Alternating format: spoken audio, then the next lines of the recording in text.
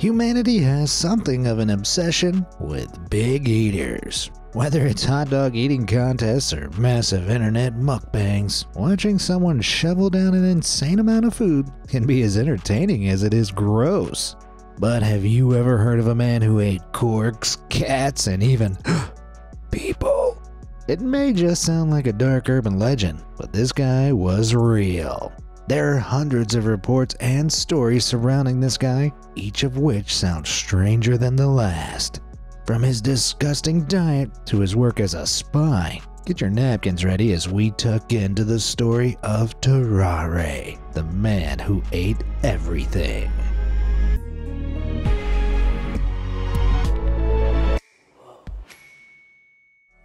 Back around 1772, records show Tarrare was born to peasant parents in the French countryside near Lyon. Unfortunately, it wasn't the best time to be growing up in France. In the 18th century, France's population exploded, increasing by roughly 50% compared to the previous 100 years.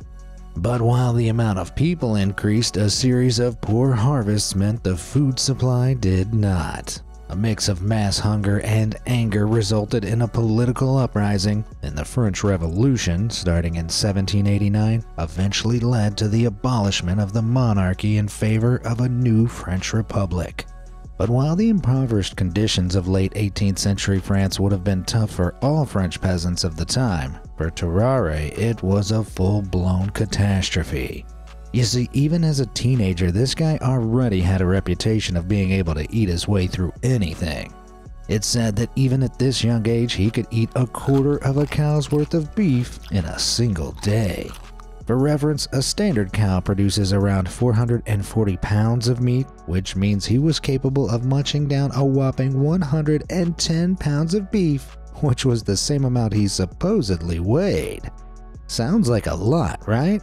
Especially so considering that an average serving of beef is around 3 ounces, or about 0.19 pounds. That would mean Tarrare was able to eat a portion size fit for 586 people.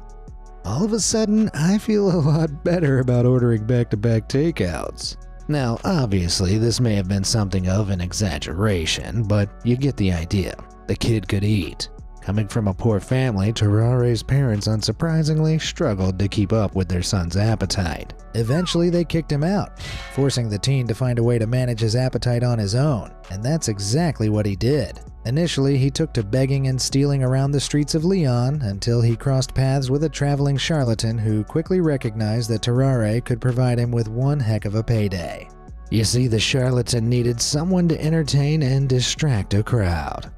And as that was happening, the charlatan would slip through the gathering, subtly stealing whatever he could from people's pockets. So how would Tarrare put on a show? Well, he would challenge onlookers to give him anything to eat. And I mean anything. He'd start by scoffing down corks and stones, then he'd move on to apples, not one or two, but a whole basketful, swallowing them whole one by one, with each apparently going straight down his throat. But what really drew the crowds were the animals that Tarrare would gleefully devour. And I don't mean prime cuts, I mean live ones. The audience would gasp as he picked up snakes, eels, and even puppies. Yeah, puppies, and heartlessly swallowed them down. Man, this guy really was a monster. Tarrare loved his newfound career, but not because of the thieving friends he made or the rush from shocking the crowd. No, he loved it because he could eat unfathomable amounts of food. Yep, he considered all this stuff food, even the rocks, with his favorite dish of all being snake meat. But apparently, no matter how many serpents this guy ate, nothing could ever fill his stomach. In 1788, age 16, Tarrare took his astonishing act to the bright lights of Paris, where he continued to shock crowds by chowing down on anything and everything he set his eyes on. Things were looking up as he was getting a constant supply of food, if you can call it that, all while becoming one of Paris's most notorious street performers. That was until during one of his acts, Tarrare choked. Well, to be more specific, he suffered from a severe intestinal obstruction. Can't say I'm surprised. He was carried by the crowd to the nearby Hotel Dieu hospital, where he was given powerful laxatives to shift the obstruction. Fortunately, he made a full recovery. In fact, the enigmatic entertainer even offered to demonstrate his good health by eating the surgeon's pocket watch. The surgeon agreed, but only under the condition that he could cut Tarrare back open to retrieve it. Wisely, Tarrare declined. People gathered to watch Tarrare eat, but that wasn't the only thing that drew large crowds. They also gathered to marvel at the showman's odd appearance. He had unusually soft, wispy hair that appeared to be falling out despite his young age. Lower down on his face was an abnormally wide mouth which held dark stained teeth behind thin lips. When he was full of food, eyewitness testimony state his belly hardened and pumped out like a huge balloon. On the other hand, when he hadn't eaten for a few hours, the skin around his abdomen would sag so loosely that he could wrap it around his waist like a belt. But a saggy stomach wasn't the only symptom of Tarrare's hunger. When he went without food for even a short while, he'd be constantly exhausted and distracted, focusing what little energy he had on finding his next meal. And when he finally sourced a sizable snack, he'd fall asleep almost immediately after. Reportedly, his body was always hot to the touch and he sweated profusely. As a result, he was said to emit an odor so pungent that people couldn't stand to be within 20 paces of him. So even 18th century French peasants thought the guy stank. But it wasn't just Tarrare's body odor that made him smell. Unsurprisingly, due to his disgusting diet, Tarrare also had extreme bouts of flatulence. In fact, it's believed that his wicked wind is actually where the nickname Tarrare came from. Bonbon Tarrare was an old French expression used to describe a powerful explosion. Yeah, you can figure out the rest. But the most shocking thing about him wasn't his looks or smell, it was his size. As we've heard, this guy was apparently capable of eating a meal fit for nearly 600 people every day. You'd think this would slide him up to the heavier end of the scales, but no. Age 17, he apparently weighed just 100 pounds, which is more than 50 pounds less than the average 18th century American man. What? If I so much as look at a cheeseburger the wrong way, I gain 10 pounds. Surely this kid can't have been real. Yet, despite his curious condition, Tarrare's body would soon be taken to its limit. In 1792, when he was 20 years old, the War of the First Coalition broke out. This was a war between several European powers like Britain, Prussia, and the Dutch Republic, who were all fighting against the recently formed French Republic. The established European monarchies felt threatened and wanted to quash the French Republic in its infancy. It's not clear whether Tarrare was forced to sign up to the French army or if he looked to join the war effort in search of extra rations. Either way, this man was not cut out for the life of a soldier. According to written records, he was always hungry, so hungry that he carried out tasks for other soldiers in return for a share of their rations. And when he wasn't doing that, he'd scavenge for scraps in garbage heaps and gutters. Still, nothing would solve his incessant hunger and the constant exhaustion that came with it. Not long after he joined the army, Tarrare was admitted to Soult-Sorine Hospital, close to where he was based in eastern France, where his curious condition intrigued the resident doctors. And it was here the endless eater first met Dr. Pierre-François Percy, one of France's finest surgeons. Under the watchful eye of Dr. Percy, Tarrare continued to struggle with starvation, even when he had his rations quadrupled. With the plus-sized portions failing to satisfy him, Tarrare soon turned to scavenging for food again. But this time, instead of finding scraps and garbage heaps, he decided to raid the hospital for something, anything to eat. Tarrare was so desperate that he'd sneak into the chemist's office and devour all of the poultices used to help soothe skin irritations, which were soft, moist mush usually made with bran, herbs, and flour. Gross. Unsurprisingly, this frenzied eating left Dr. Percy scratching his head. But rather than expel his patient for raiding the hospital's supplies, Dr. Percy decided to use him as a medical test subject. His first experiment involved giving Tarrare a meal fit for 15 people. In all, it consisted of 2 large meat pies, plates of grease and salt, as well as 4 gallons of milk. I'm getting the meat sweats just thinking about that. Of course, Tarrare devoured it all without breaking a sweat before immediately falling asleep. On another grislier occasion, Percy provided Tarrare with a live cat. Predictably, he wolfed it down, swallowing everything other than the bones. My God. Dr. Percy was fascinated and provided a variety of animals for him to consume, including eels which he'd slurp down and swallow without chewing. Horrified as you'd hope Dr. Percy was, he was far too fascinated by the behavior of his patient and continued to feed him. And yet, no matter how much he did, Tarrare barely put on a pound of weight. Despite the countless tests and experiments on his strange subject, Dr. Percy couldn't figure out what was wrong with him or find a cure. Instead, alongside fellow surgeon Dr. Corville, he came up with an idea that would actually utilize Tarrare's appetite in the army. If it worked, it would transform Tarrare from a huge burden into an invaluable asset. But how exactly? Maybe he could frighten enemy troops with the threat of being swallowed whole? Not quite, although the plan did involve the Frenchman's massive maw. Both men proposed to French military commander Eugene de Beauharnais that Tarrare serve as a military courier. He'd swallow a small wooden box containing an important note. The idea was that Tarrare would swallow the box, transporting the note into enemy lines without having anything on his person. Once safely on the other side, he'd expel the box, with the note inside being safe and secure. So Tarrare was called on by de Beauharnais to demonstrate his box-swallowing abilities before a gathering of commanders from the French army. Tarrare, being Tarrare, successfully swallowed the wooden box without any problem in front of the amazed men. His reward? A wheelbarrow containing 30 pounds of bull lung and liver, which he gobbled down in front of the men, further proving just how bizarre and real his talent was. Following the successful demonstration, de Beauharnais employed Tarrare as a spy of the Army of the Rhine. His first mission was to covertly deliver a message to an imprisoned colonel on the other side of the Prussian border. But while de Beauharnais knew that Tarrare's extraordinary eating made him a valuable asset, he still didn't trust his compatriot with a document of real importance. Instead, Tarrare was tricked into thinking he was carrying a top-secret file, when in reality the message simply asked the imprisoned colonel to confirm if the message had been received successfully. So, as night fell, Tarrare, disguised as a Prussian peasant, crossed into enemy lines with a secret in his stomach. Unfortunately, it didn't take long for the plan to unravel.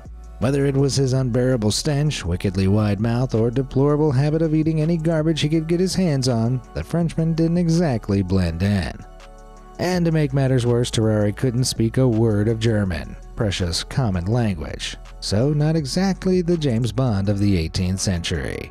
Before long, he was pulled aside by Prussian soldiers just outside the town of Landau. After a strip search, they found nothing on him, but they weren't convinced. However, even after violently interrogating poor Tarrare, he still refused to confess what he was doing in Prussia, and the soldiers refused to let him off lightly. Rather than letting Tarrare return to France, they brought him before the Prussian commander, General Sergli, a man with a fearsome reputation. Sergli ordered him to be transferred to prison where they'd be able to make sure Tarrare confessed. Brave as he was, after just 24 hours in captivity, Tarrare finally confessed to concealing the box inside himself. Sergli wasn't expecting that, and so ordered the only thing he could think of. He had Tarrare chained to a toilet and waited for the wooden box to come out the other end. Eventually, Tarrare did pass the message, revealing what Sergli believed were documents that would push Prussia to victory in the war. But that excitement soon turned to fury when he realized that this was simply a dummy message. Man, I'd be mad too. Despite his insistence that he knew nothing of the dummy message, Sergli took his fury out on the unfortunate Frenchman, ordering him to the gallows. The time had come. Tarrare was told to make his peace with God, and then nothing. No, not death, just nothing. Turns out that Sergli decided to spare the Frenchman's life. Maybe it was part of an evil prank, or perhaps he suddenly felt sorry for him. Either way, we'll never know. The only thing we do know is that it affected Tarrare badly. Following the incident, Tarrare was severely shaken up. Desperate to avoid any further military missions, he returned to the hospital where he pleaded with Dr. Percy to find a cure for his gluttony. Eager to help his patient, Percy tried to put him on a course of laudanum, an alcoholic tincture of opium, but this failed to have any impact. Next, he fed his patient sour wine and tobacco pills, but Tarrare's appetite didn't shrink. Then, in a final desperate attempt to cure Tarrare, Percy fed him with large amounts of soft-boiled eggs. So, medicine, wine, and eggs. Thankfully, modern medical standards have improved since then. And in fairness to Dr. Percy, soft-boiled eggs are known to be a powerful appetite suppressant because of their high protein content. Still, no matter how many eggs Tarrare was fed, he still hungered for more. Dr. Percy's next plan was to simply enforce a strict diet on his patient. Wait, you mean to say no one had tried that before? Why? Well, Tarrare was obsessive about food and was apparently unable to control his impulses when he got hungry. If you've ever gone on a diet, you know how hard it can be to ignore hunger pangs or break out of a snacking habit. Tarrare, for some unknown reason, simply didn't have the will to ignore those drives. That being said, Dr. Percy did initially manage to limit how much he consumed, but when he did, Tarrare would simply find another food source. To start with, he'd sneak out of the hospital, scavenging for offal outside of butcher shops, and was apparently once found fighting stray dogs for carrion in trash heaps. Sickening as that sounds, Tarrare's meals soon took a much darker turn. One evening, Tarrare, after a long day of being deprived of food, skulked through the building's corridors looking for anything he could eat. Then all of a sudden he stumbled across a fellow patient in another room who was bloodletting. This is the bygone medical practice of drawing blood from a patient in the hope it'd cure an illness or disease. After seeing the patient had no real food in the room, Tarrare's attention turned to the bowl used to collect the blood. I don't need to spell it out for you, but you can imagine what happened next. However, his exploits didn't finish there. On multiple occasions, he was found to have secretly snuck down to the hospital morgue. Here, Tarrare would apparently feast before horrified doctors discovered him and shoot him away. After multiple incidents were reported, the doctors pressed Dr. Percy to remove Tarrare from the hospital completely, suggesting he be transferred to an asylum on the grounds that he was clearly mentally disturbed. But Dr. Percy had grown attached to his personal test subject and flatly refused. Instead, he insisted that Tarrare's ailment was physical rather than mental, and that his patient would remain at the hospital for treatment. For a while after, things seemed to settle down, but then something so terrible happened that even Dr. Percy couldn't defend Tarrare any further. One morning, Dr. Percy came out of his office to find doctors were scurrying around the hospital in a frenzy. A patient had gone missing.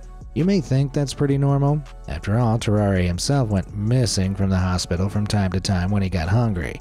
However, this patient couldn't have just walked out of the hospital because they were a 14-month-old toddler. There were no witnesses, nor was there any evidence, but the finger of blame was quickly pointed at Tarrare. Considering the depths of depravity he'd indulged in during his time at the hospital, devouring a young child didn't seem that far-fetched. Though he quickly denied it, an angry mob chased Tarrare out of the hospital, to which he never returned. Years passed and no one heard or saw of Tarrare. Most assumed he was destitute, left to scour the streets for any food he could get his hands on. Others believed his bizarre eating habits might have finally caught up with him, and this time there were no kind medical professionals around to help him. Then in 1798, 4 years after Tarrare was accused of devouring a toddler, Dr. Percy received a letter. It was from an M. Tessier, the surgeon of Versailles Hospital located around 10 miles west of Paris. Tessier wrote that a patient of his wished to see him. It was Tarrare, now completely bedridden and on the brink of death. What had happened? Tarrare claimed he'd eaten a golden fork 2 years prior, but that he'd never seen it pass, so that must be the culprit. However, it didn't take long for Dr. Percy to discover that his former test subject was ill, not due to a swallowed fork, but because of advanced tuberculosis. This is a dangerous infectious disease that attacks the victim's lungs, and during the 18th century it rapidly spread through the unsanitary conditions of the streets and slums of France. Unfortunately for Tarrare, things soon got worse. 1 month after Percy's diagnosis, he began rapidly deteriorating. It all became too much for Tarrare's body, and he passed away aged only 26. You may think that's where the story ends, but Tarrare, even after death, continued to shock scientists. Despite passing at a young age, his reputation preceded him and surgeons of the hospital were unwilling to dissect him. But Tessier, after hearing rumors of Tarrare's destructive diet, wanted to see firsthand what was really going on inside. Findings from the autopsy revealed that Tarrare possessed a freakishly wide esophagus. In fact, it was so large that spectators could peer down his open mouth into his stomach. Speaking of his stomach, it was huge, filling most of his abdomen, while his entire insides were found to be filled with ulcers and pus. Man, I hope you're not eating while watching this. Sorry. But for all their investigations, they ultimately came away with no idea of what had been wrong with him. It was devastating. But as crazy as it sounds, Tarrare wasn't the only big eater that drew attention in the late 18th century. Charles de Maury, a Polish soldier who served in the French army during the War of the First Coalition, was also infamous for his insane appetite. He'd eat 10 times the usual rations of a soldier and was also infamous for dining on 174 cats in 1 year. Jeez, the 18th century was not kind to kitties. And Domary, like Tarrare, also apparently had a taste for human. While on a ship, he attempted to munch on part of a crew member which had been, let's say, prematurely removed by cannon fire before being wrestled off it by his fellow soldiers.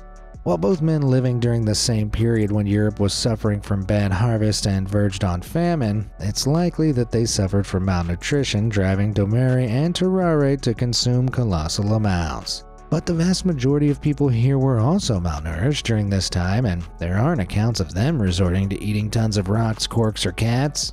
So what was wrong with them? One belief is that their condition may have been caused by a damaged amygdala. The amygdala is an almond-shaped structure that lies in the temporal lobe of the brain. This is the hub for regulating appetite, and it's been seen in animals that a damaged amygdala can induce excessive eating. However, the animals only overate what you and I would consider food, not rocks and watches. Eating food substances with no nutritional value is a disorder known today as pica, and it tends to affect those with cognitive impairments or brain injuries. Recently, studies have shown people with pica today almost always have a lesion in their temporal lobe, which is where that previously mentioned amygdala sits. Okay, now we're getting somewhere. The only problem is that all the subjects with pica gained weight, which is something Tarrare famously didn't do. So what could have been behind this? Well, another theory is that he was plagued by a tapeworm infection. If you had the fortune of not knowing what tapeworms are, these little suckers are parasitic worms that live and feed inside intestines, surviving off their host's nutrients. In most cases, a tapeworm infection won't cause any noticeable symptoms. However, a more severe infection can cause nutritional deficiencies and weight loss. Combined with a damaged temporal lobe, we could be onto something here. On top of that, the most common way to pick up a tapeworm infection is from eating raw meat that's also contaminated with tapeworms. Considering Tarrare's famous inclination to eat live animals and carrion, I certainly wouldn't put this ailment past him.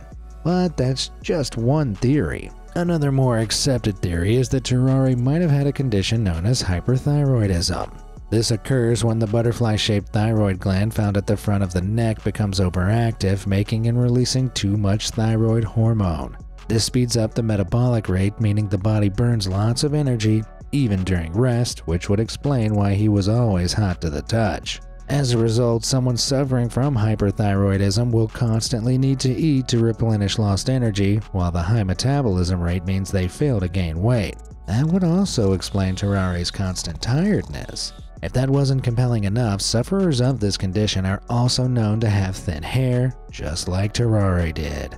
Saying that, hyperthyroidism affects 1% of the US population, and as far as I know, we don't have 3 million Americans eating rocks for dinner. So even with this explanation, his pica remains a mystery element.